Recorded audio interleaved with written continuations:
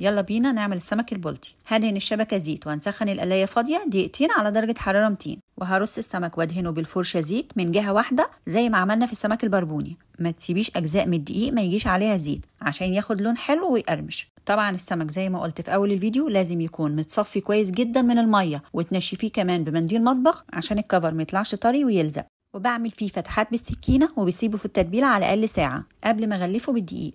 وهختار برنامج السمك اللي هو 20 دقيقة على درجة حرارة 200، وهنشوف هياخد وقت قد ايه. تعالوا نبص عليه بعد 5 دقايق. طبعا لونه فاتح ولسه مستواش، لو قلبته دلوقتي هيتكسر مني. مش هنقلب السمك الا بعد ما يعدي 15 دقيقة عشان يكون استوى 3/4 سوا واخد لون حلو ومسك نفسه بالشكل ده. لما تيجي تقلبيه مش هيتكسر منك ولا هتلاقيه لازق في الشبكة. الاسباتيولا العريضة دي حلوة قوي، بتسهل عليكي وانت بتقلبي السمك. هاتوا زيها.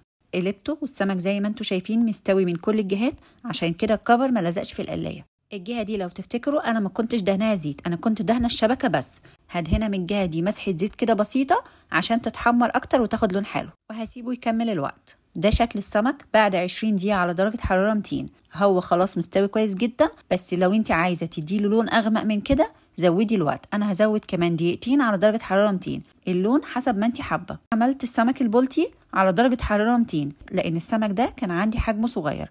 ال4 سمكات كانوا 1.4 كيلو. لكن لو انت بتعملي سمك بلطي من اللي هو حجمه كبير او اي نوع سمك حجمه كبير، مكاريل او اي نوع تاني، هتقللي الحراره وتخليها على 180 عشان يستوى كويس من جوه، واخر 5 دقايق هتعلي الحراره على 200 عشان يقرمش ويتحمر كويس من بره.